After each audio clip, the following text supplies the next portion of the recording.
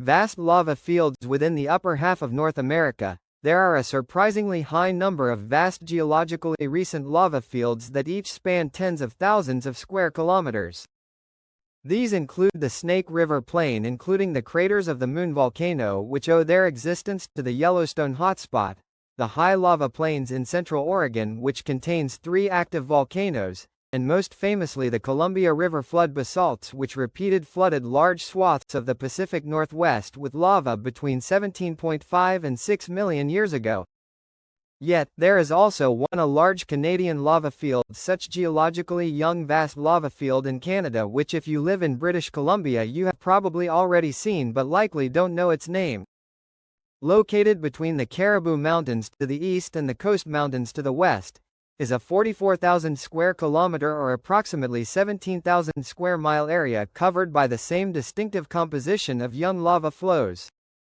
These lava flows span large swaths of the Chilcotin and Fraser rivers, including just south of where the recent landslide that temporarily blocked a river occurred. Known as the Chilcotin Basalts, this now Chilcotin Basalt presumably extinct province forms hundreds of large plateaus as the lavas they erupted were quite fluid and tended not to build in large volumes in a single location. Altogether, an area equivalent in size to about 70% the size of the state of West Virginia is covered by what some scientists estimate to be 3,300 cubic kilometers of basalt lava. In other words, the entire shaded area has an average of 75 meters or 246 feet thick of lava from this volcanic province. So, why and when did the Chilcotin basalts form?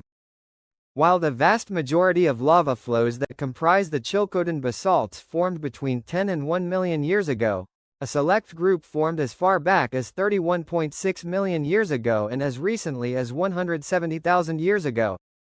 Typical eruptions looked almost identical to what is witnessed in Idaho's Snake River Plain.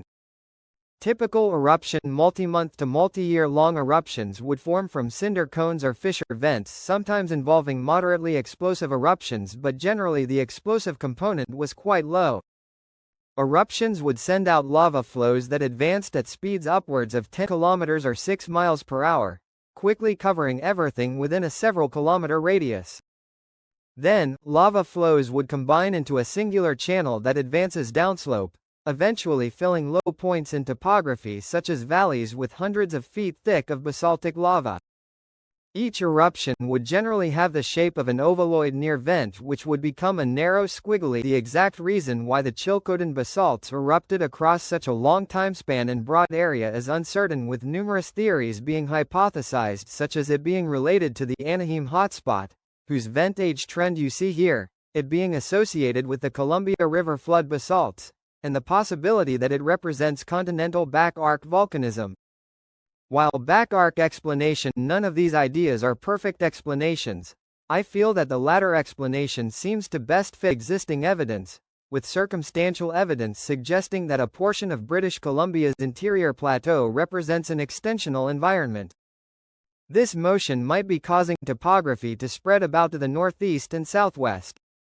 This spreading may be caused by upwelling mantle material just after the end of the subducting explorer microplate.